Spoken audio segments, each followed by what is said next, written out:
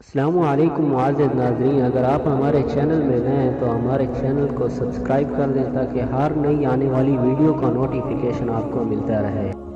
حضرت ابو یحییٰ باز نے کہا، ابو محمد سہل انصاری رضی اللہ تعالیٰ عنہ سے روایت ہے کہ عبداللہ بن سہل اور محیصہ بن مسعود رضی اللہ تعالیٰ عنہ خیبر کی طرف گئے اور یہ صلح کے ایام تھے، بس وہ دونوں جدا ہوئے۔ جب محیصہ واپس عبداللہ بن سہل کے پاس لوٹے تو عبداللہ کو خون میں لت پت مقتول پایا، پاس ہی اس کو دفن کیا۔ پھر مدینہ آئے، پھر عبد الرحمن بن سہل اور محیصہ اور حویسہ مسعود کے دونوں بیٹے حضرت صلی اللہ علیہ وسلم کی خدمت میں پہنچے۔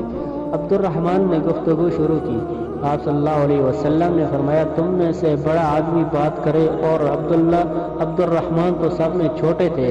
اس پر وہ خاموش ہو گئے۔ پس محیصہ اور حویسہ مسعود کے دونوں بیٹوں نے گفتگو کی۔ پس آپ صلی اللہ علیہ وسلم نے فرمایا، کیا تم قسم اٹھاتے اور اپنے مقتول کے قاتل سے حق طلب کرتے ہو؟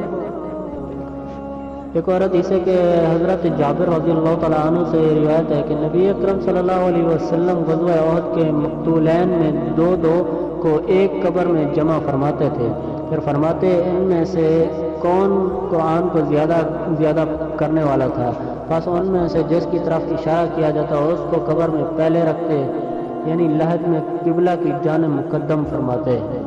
تو ایک اور حدیث یہ ہے کہ حضرت عبداللہ بن عمر رضی اللہ تعالیٰ عنہما سے روایت ہے کہ رسول صلی اللہ علیہ وسلم نے فرمایا، میں نے خواب میں دیکھا کہ مسواک کر رہا ہوں، پھر میرے پاس دو آدمی آئے، ان میں ایک دوسرے سے بڑا تھا۔ میں نے مسواک چھوٹے کو دے دی تو مجھے کہا گیا کہ بڑے کو دیں، تو میں نے بڑے کو دے دی۔